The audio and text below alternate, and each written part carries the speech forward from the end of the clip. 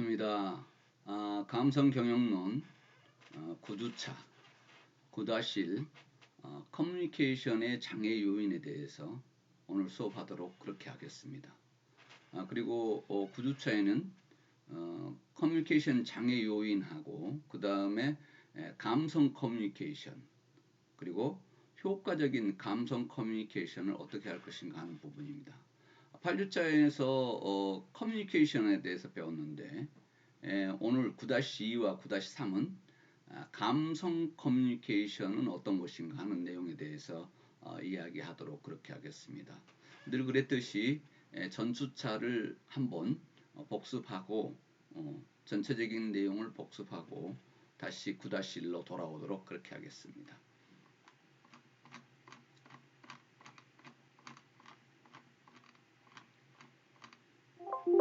8주차에서는 사우스웨스트 항공사의 CEO인 허우 켈러의 사례에 대해서 이야기했습니다. 그리고 커뮤니케이션 중에서 언어적 커뮤니케이션과 비언어적 커뮤니케이션에 대해서 여러분들과 수업한 바 있습니다. 요약해서 요점을 한번 정리하고 그래서 그 다음 장과 학습이 연결되도록 그렇게 하겠습니다.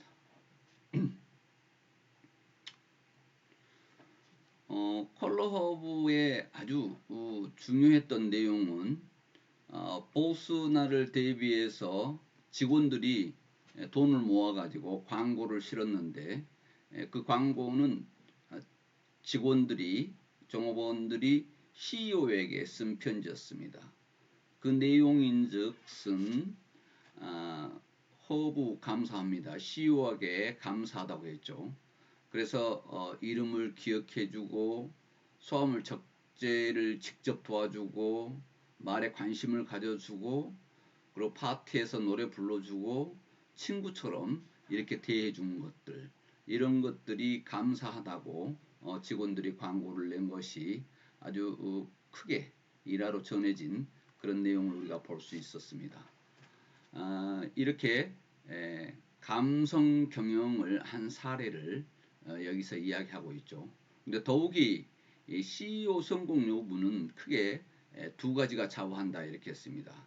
실제 회사 매출, 실적이 중요하고 그리고 CEO는 존경받을 만 해야 한다 하는 내용 이 두 가지가 CEO 성공 여부의 기준이다 하는 내용을 여러분과 이야기할 수 있었습니다.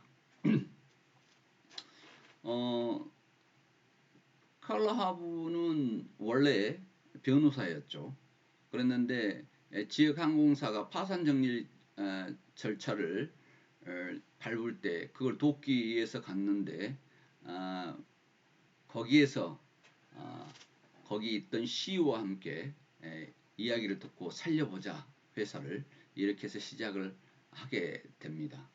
그래서 다른 항공사와는 완전 차별화된 경영을 했다는 것입니다. 그래서 여기에 지금 성공적이었던 것은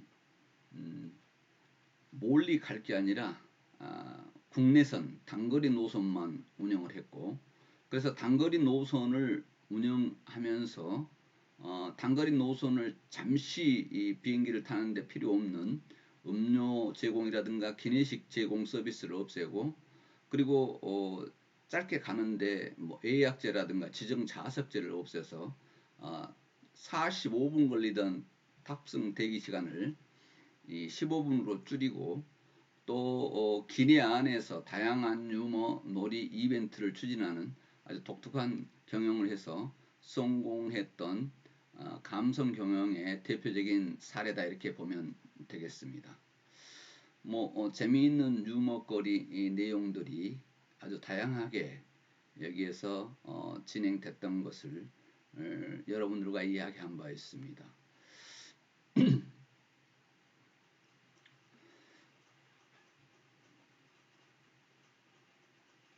그리고 특히 이 칼라하브는 직원을 아주 중요하게 생각했던 부분이 있죠. 고객은 두 번째라고 생각한다. 가장 중요한 것은 직원들이다. 이렇게 해서 직원들의 감동을 주는 그런 내용을 진행을 했습니다. 감정 노동자들이 고생하고 있는 그 부분을 풀어주기 위해서 굉장히 노력을 많이 했던 것입니다. 그래서 고객은 늘 옳은가 이렇게 질문했고, 아니요, 고객은 늘 옳지는 않습니다. 늘 옳지는 않다는 것이죠. 고객은 때때로 잘못된 일을 합니다. 뭐 이렇게 하고 또 그런 사람에게 편지를 보냈는데, 다른 항공편을 이용하십시오. 우리 직원을 괴롭히지 마세요. 이 정도까지 과감하게 직원을 두둔한 독특한 마케팅을 진행을 했습니다. 그리고 직원들의 이름을 모두 외운 그런 내용, 그리고 즐겁고 자유로운 직원 문화, 기업 문화를 만들었고, 그렇게 한 결과 사우스웨스트는 최고 항공사, 그리고 가장 이루고 싶은 첫 번째 직장, 뭐 이렇게 이로 만들었습니다. 그리고 고정관념을 뛰어넘는 발상으로 항공사업에 뛰어들었고, 그런 새로운 운영 방식으로 성공을 했던 회사입니다.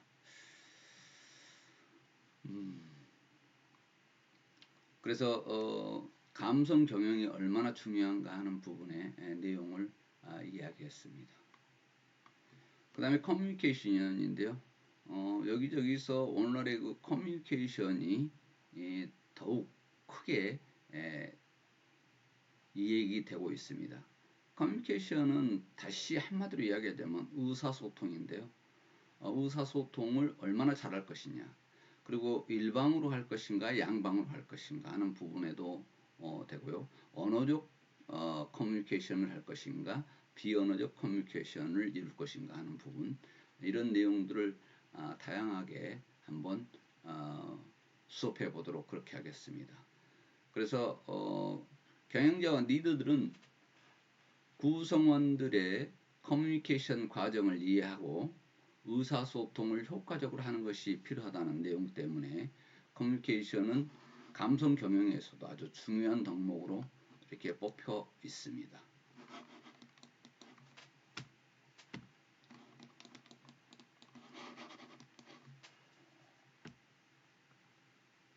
갑자기 마우스가 안 막히네요. 네, 커뮤니케이션이라는 어원에 대해서 설명을 했었죠. 그런데 커뮤니케이션은 분명히 발신자와 수신자가 정보를 교환하거나 의미를 전달하는 과정, 즉 공동의 이해를 위해서 개인이나 집단 간에 정보를 교환하거나 의미를 전달하는 과정이다. 이렇게 정의를 했습니다. 또 일방의 정보 전달만으로 커뮤니케이션이라고 말할 수 없고, 상대방이 수신하는 것을 포함한다. 이렇게 했습니다. 일방적인 설명, 지시 전달 등은 완전한 커뮤니케이션이 아니고, 커뮤니케이션은 양방향으로 이루어져야 한다 하는 내용을 설명한 바 있습니다. 커뮤니케이션에 대한 설명을 계속했고요. 학자들의 커뮤니케이션을 학자와 경영자들의 커뮤니케이션의 중요성 내용에 대해서 여기서 이야기를 했습니다. 얀 칼스는 직원의 이야기에 귀를 기울이고 책임과 권한을 임하고 동기를 유발하는 것이 직원의 업무 몰입을 위한 첫걸음이다. 이렇게 했습니다. 직원의 업무 몰입도를 높이기 위해서는 직원의 이야기를 들어야 되고 권한 이임을 해야 된다는 것입니다. 이 내용이 스칸디나비아 항공사 CEO한테도 이 내용이 진행이 됐던 내용이죠. 그 다음에 피터 드러커는 기업에서 발생하는 문제의 60% 정도는 잘못된 커뮤니케이션에서 비롯된다. 이렇게 이야기했습니다. 그만큼 커뮤니케이션이 중요하다는 것입니다. 메리 케이 창립자는 이렇게 했습니다. 경청은 무엇보다 가장 중요한 일이고, 다양한 목소리를 경청하지 못하는 것은 경영자의 최대 실수다. 이렇게 했습니다. 그래서 어떻게 하면 잘할 것인가 하는 경청이 그만큼 중요하다. 커뮤니케이션에서 이런 내용을 이야기할 수 있겠습니다. 그 다음에 잭 웰치는 여러분 잘 아시죠? 전 지휘회장이죠. 경영은 소통, 소통, 또 소통이다. 그래서 의사소통이 그만큼 중요하다는 내용입니다. 존 나이스비트는 미래 경쟁의 초점은 각 조직의 구성원과 외부 조직 간의 효율적인 소통이 있다 그랬는데 이 내용을 지금 학자들이 이야기하고 있는 내용을 굳이 한번 다시 여러분한테 복습하는 것은 그만큼 커뮤니케이션이 중요하다는 것을 강조하기 위해서 다시 한번 이 내용은 이야기를 해본 것입니다. 또 지금 다른 학자들의 내용을 보면 명령하고 통제하는 식의 권위적 리더십은 더 이상 실효성이 떨어질 것이라고 이야기하죠. 그래서 그 대신에 다른 사람과 소통하고 회복할 수 있는 커뮤니케이션 역량이 리더에게 더욱 중요하다는 것입니다. 왜냐하면 요즘은 융합 시대이다 보니까 다른 사람과 협업을 하면서 서로 의사소통을 잘할 수 있어야만 리더로서 자격이 있다는 것입니다. 다니엘 핑크는 미래 리더의 요건으로 유대 강화하고 배려할 줄 아는 공감 능력을 강조하고 있다. 이렇게 이야기했습니다. 그래서 배려할 줄 아는 공감 능력, 이게 중요하다는 것이죠. 지금 이 커뮤니케이션은 여러 가지 기능들이 있는데 그 기능들을 한번 여기서 살펴봤습니다. 통제 기능이 있습니다. 조직은 권한 위계 구조와 구성원들이 따라야 하는 공식적 가이드라인을 가지고 있는데 그런 것들을 알려주는 것, 이게 통제 기능이 있습니다. 그 다음에 동기부여 기능이 있는데요. 통제 기능은 거의 지시사항 전달이라든가 이런 내용이 된다면 동기부여는 어떻게 하면 성과를 개선할 것인가 하는 부분에 중요하게 영향을 주는 부분이죠. 그래서 동기부여에서는 그 전에 여러분들이 배웠습니다만은 동기부여를 촉진하는 기능, 이게 아주 중요하기 때문에, 그런데 그렇게 하기 위해서는 구체적인 목표의 설정이 필요하고 피드백과 바람직한 행동에 강화하는 동기유발 촉진하는데 커뮤니케이션이 따른다 하는 내용이었습니다. 그래서 커뮤니케이션은 동기부여 기능이 있다. 그 다음에 커뮤니케이션은 감정 표현 기능이 있다, 이렇게 했습니다. 그래서 사회적 상호작용의 아주 원천이다, 이렇게 보는 것이죠. 그 다음에 정보 전달 기능이 있다. 그래서 의사결정과 관련되는데 여러 문제를 식별하고 대안을 평가하고 의사결정에 필요한 정보를 제공하는 기능이 있는데 커뮤니케이션 기능은 결국은 방금 이야기했듯이 통제 기능이 있고 동기부여 기능이 있고 감정 표현 기능이 있고 정보 전달 기능이 있다, 이렇게 생각하면 되겠습니다.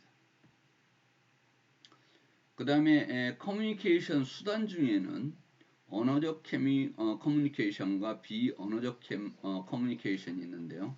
말과 글에 의해서 전달하는 것을 언어적 커뮤니케이션이라 하고 말 또는 글 외에 수단을 사용하는 것을 비언어적 커뮤니케이션이다, 이렇게 생각하면 되겠습니다. 거기에 대해서 다시 한번 자세히 저희가 살펴봤죠. 언어적 커뮤니케이션은 영상 및 요즘은 전화에 의한 말로 하는, 영상으로 하는 커뮤니케이션이 되죠. 그래서 굉장히 효과가 좋은 것이다 하는 내용을 이야기했습니다. 그래서 가능하면 1대1 대면을 통한 커뮤니케이션이 바람직하다 하는 내용을 이야기했습니다. 언어적 커뮤니케이션은 구두 커뮤니케이션과 문서 커뮤니케이션이 있다. 그래서 언어적인 것은 말로 하는 것도 있지만 문서로 커뮤니케이션을 이루는 방법이 있다는 것을 여기서 요약해서 표로 정리했습니다. 지금 언어적 커뮤니케이션에서는 편지, 이메일, 보고서, 안내서, 협조권, 공람회란 뭐 이런 그레이한 커뮤니케이션이죠. 오늘날에서는 어떤 것이 있습니까? SNS 등 다양한 커뮤니케이션이 지금 활성화되고 있다 이렇게 보면 되겠습니다. 그 다음에 비언어적 커뮤니케이션에 대해서 이야기했는데요. 비언어적 커뮤니케이션은 이렇게 요약하겠습니다. 비언어적 커뮤니케이션은 바디랭귀지도 비언어적 커뮤니케이션이거든요. 또 준언어적 의사소통인데 여기는 목소리 톤 그리고 말하는 속도와 높낮이도 준언어적 의사소통이다. 이걸 말하는 속도나 높낮이, 목소리 톤 이런 것들이 준언어적 의사소통이다 이렇게 생각하면 되겠습니다. 그래서 비언어적 커뮤니케이션은 이렇게 요약해서 넘어가기로 하고요. 조직 차원의 커뮤니케이션은 공식적 커뮤니케이션과 비공식적 커뮤니케이션이 있다. 이렇게 보면 되겠습니다. 그래서 공식적인 커뮤니케이션은 업무와 관련된 커뮤니케이션에 해당이 되고 비공식적 커뮤니케이션은 업무 이외의 사적인 만남이라든가 동호회 이런 곳에서 커뮤니케이션을 비공식적 커뮤니케이션이다 이렇게 설명을 했습니다.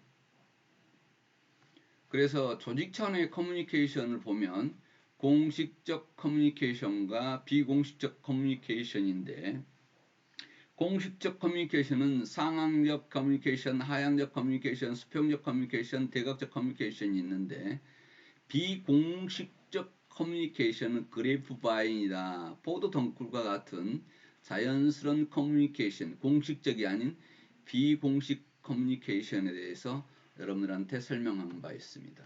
이 정도로 요약을 해서 지금 커뮤니케이션에 대한 내용 그리고 그래프바인 비공식 커뮤니케이션에 대해서 이야기하고요. 오늘 수업하고자 하는 9-1 커뮤니케이션의 자용의 요인에 대해서 이야기하도록 그렇게 하겠습니다. 자 보겠습니다. 지금 커뮤니케이션의 장애 요인들이 어떤 것들이 있을까 의사소통하는데 어떤 것들이 있을까 하는 부분인데요. 발신자가 의도했던 의미와 다르게 수신자가 메시지를 해독하는 것을 이야기합니다. 방해하는 장애 요인이 있는데요. 크게 세 가지로 대별할 수 있겠습니다. 발신자와 관련된 장애, 커뮤니케이션을 발신하는 발신자와 관련된 장애가 있고 크게 봤을 때 수신자와 관련된 문제가 있고 상황과 관련된 장애 요인들이 있다는 것입니다. 요걸 대별했는데 하나씩 세부적으로 풀어보도록 그렇게 하겠습니다.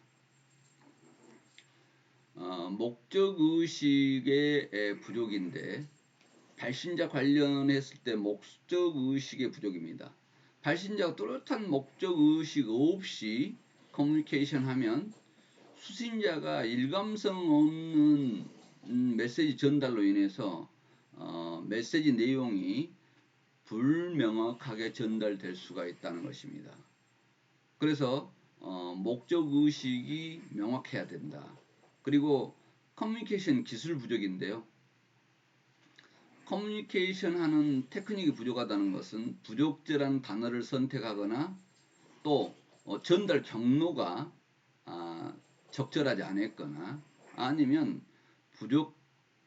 부정확한 표현이라든가 문장 구성 이런 것들이 커뮤니케이션이 잘 이루어지지 않게 하는 중요한 내용이 됩니다. 목적의식이 명확히 있어야 되겠고 커뮤니케이션도 조금 기술이 있어야 되겠다. 테크닉이 있어야 되는데 그러려면 단어 선택이라든가 전달 경로 그리고 부정확한 표현이 없도록 문장 구성을 요약해서 잘 해야만이 수신자가 쉽게 이해하고 받아들일 수 있다는 것입니다.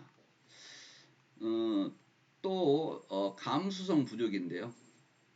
발신자가 어떤 감수적인 부족했을 때 상대방의 기분을 안 좋게 하거나 또 욕구나 기분을 고려하지 않은 커뮤니케이션을 했을 때 수신자가 긍정적으로 반응하도록 동기를 부여하지 못하고 실패하게 된다 그 이야기입니다.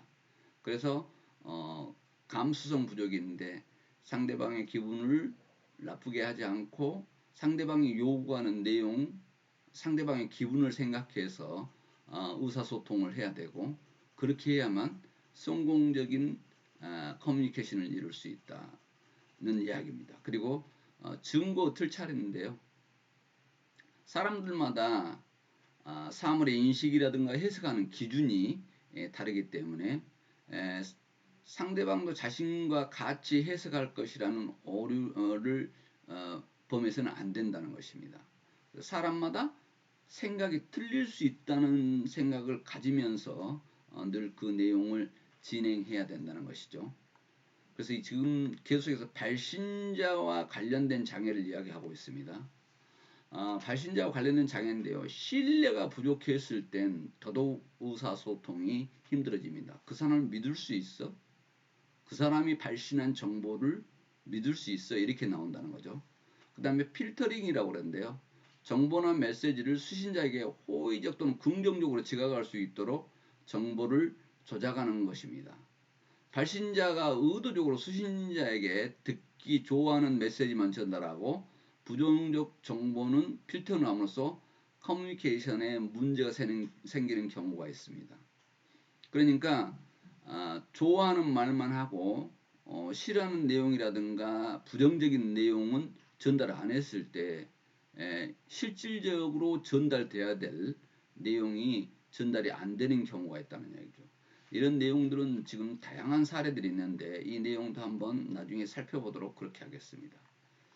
그 다음에는 수신자와 관련된 문제인데요. 평가적 경향이 있다. 수신자가 발신자의 메시지를 평가하는 경향으로 발생하는 장애로 수신자가 발신자에 대해 내리는 판단 그리고 발신자에 대한 과거 경험, 메시지로부터 기대되는 의미 등에 기초할 수 있습니다. 그래서 평가하는 경향이 있다는 이야기죠.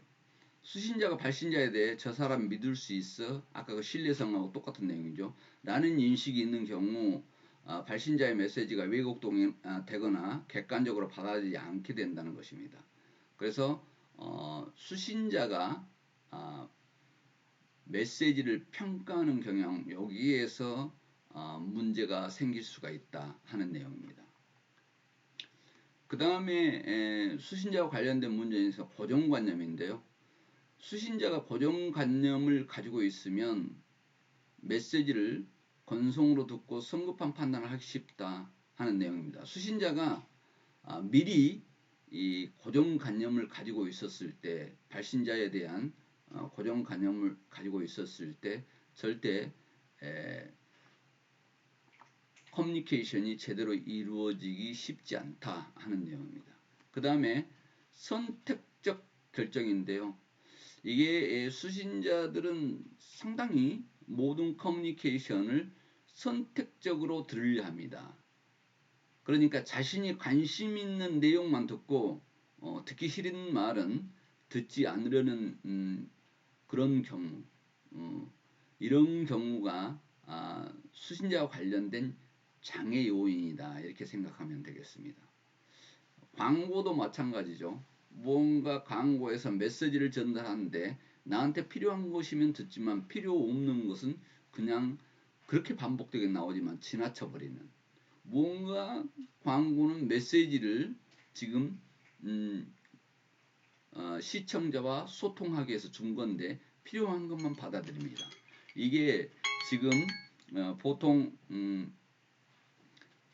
시청자들이 가지고 있는 기본적인 내용입니다만은 마찬가지로 커뮤니케이션에서도 이런 것들이 주로 발생하고 있습니다. 지금 9-1에 그 전에 복습하다 보니까 조금 진도가 덜 나갔는데요.